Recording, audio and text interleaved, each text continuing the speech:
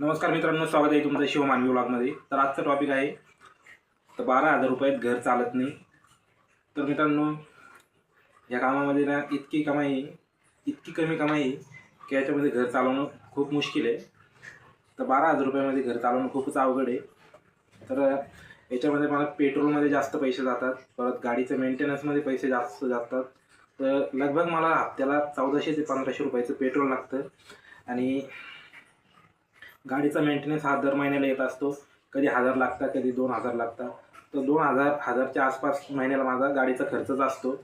कधी टायर टाकणं असतं, कधी ट्यूब टाकणं असतं, कधी गाडीचे विविध मेंटेनन्स सर्व्हिसिंग वगैरे येतात, कधी गाडीचं कोणता न कोणता पार्ट हा खराब होतो, तर तो पार्ट मला टाकावा लागतो. त्याच्यासाठी मला खूप पैसे लागतात.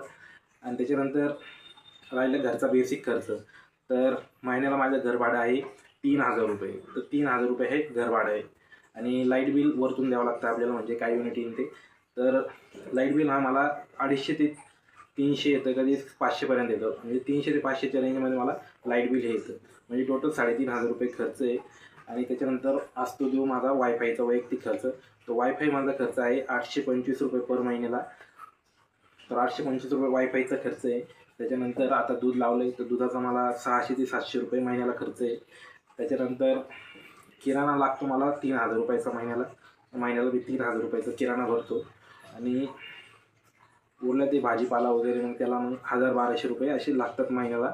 आणि त्याच्यानंतर काही इतर खर्च आहे तो असा जातो. आणि बाकीचा खर्च मग दवाखाना वगैरे. आणि त्याच्यानंतर मित्रांनो,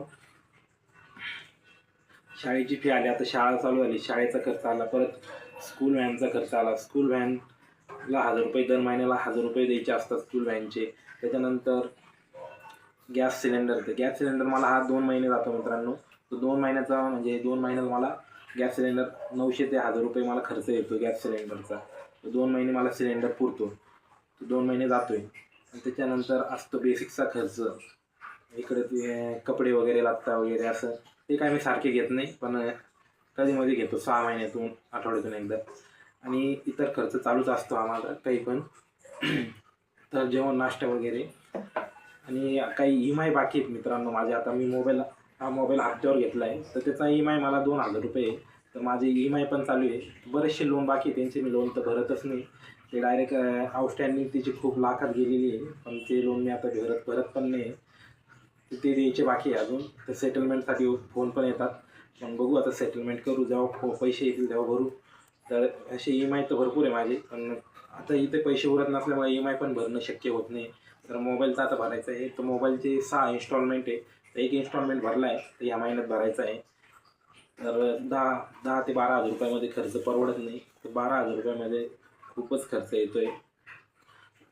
तर एवढ्या पैशामध्ये ना घर चालवणं खूपच कठीण आहे. तर कसं काय चालवायचं हेच कळत नाही. तर एक माणूस एकच कामाला आहे घरामध्ये, एकच व्यक्ती कामाला आहे, म्हणजे मीच स्वतः.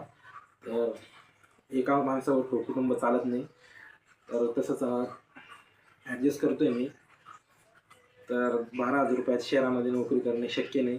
तर इकडे काय होतं आहे, जे काम करतो आहे आपण ते पैसे फक्त घर भाडं वगैरे देण्यातच जाते, फक्त जीवन जगलं जातं आहे. तर सेविंग मात्र होत नाही. तर बँकेमध्ये पैसा उरत नाही, पाठीमागे पैसे उरत नाही. तर सेविंग होत नाही. तर पुढे खर्चाला, इमर्जन्सीसाठी पुढे आणखीन खर्च वाढणार आहे. पोरं आता हळूहळू मोठे होत आहे. तर जसे पोरं मोठे होतील त्यांना आणखीन खर्च लागणार आहे. तर खर्च भागवणं हे खूप कठीण होतं आहे. आणि ही झोमॅटो कंपनी कळत नाही आहे. अजूनपर्यंत 20 रुपयेच 4 किलोमीटर, 3 ते 4 किलोमीटरला 20 रुपये देत आहे. तर पैसे वाढवत नाही. पेट्रोलचा दर 112 रुपये झाला आहे, तरी पण कंपनी पैसे वाढवत नाही. तर नाशिकमध्ये खूपच कमी रेट भेटतो आहे. पुणे मुंबईला ना जास्त पैसे भेटतात झोमॅटोवाल्यांना. गोव्याला पण जास्त पैसे भेटतात. 4 किलोमीटरला 60 ते 70 रुपये भेटतात.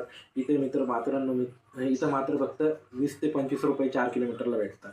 इकडे 4 किलोमीटरला 60 रुपये भेटतात. मग विचार करा मित्रांनो, किती डिफरन्स आहे. नाशिक शहरामध्ये झोमॅटो कंपनीला खूप कमी पैसे देतात. इथे 500 रुपये पण रोज सुटत नाही. दिवसाला कमी ऑर्डरी पण कंप्लीट होत नाही. आता मी काल गेलो होतो कंपनीत कामाला, ती झोमॅटो कंपनीला.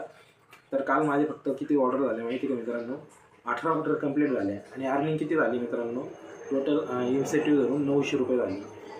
तर मी काल 12ला गेलो होतो रात्री, 10पर्यंत होतो. तर रविवारी संडेला जास्त पैसे असतात म्हणून झाले. नाही तर इतर दिवशी ना 700 रुपये होते MCTU धरून. तर काल 2च लॉक झाले. 18 ऑर्डरला मला फक्त किती रुपये भेटले MCTU 196 रुपये MCTU भेटला मित्रांनो फक्त. आणि पेट्रोल मला लागलं काल 250 रुपयाचं. तर टोटल 250 रुपयाचं पेट्रोल खर्च झालं त्याच्यामध्ये. म्हणजे कमी कमी मला 650 रुपये रोज पडला असं वाटतंय मला 650. तर इतकं कमी पैसे भेटतात मित्रांनो. आणि त्रास पण इतका आहे, प्रदूषण, धूळ वगैरे खूपच त्रास होतो, डोळ्याला त्रास होतो, पूर्ण बॉडी थकली जाते, कंबर पाठ एक होऊन जातं. खूपच रिस्की आहे हे काम. तर 12,000 रुपयांमध्ये घर चालवणं खूपच कठीण आहे. पैसे खूप कमी भेटतात त्याच्यामध्ये. तर मित्रांनो हे सांगितलं चालू आजच्या ब्लॉगमध्ये. तर ब्लॉग कसा वाटला नक्की कमेंट करून सांगा. और चॅनल नवीन असेल तर चॅनल सबस्क्राईब करा, बेल आयकन दाबा. भेटू पुढच्या ब्लॉगमध्ये. तोपर्यंत बाय बाय. Okay, thank you.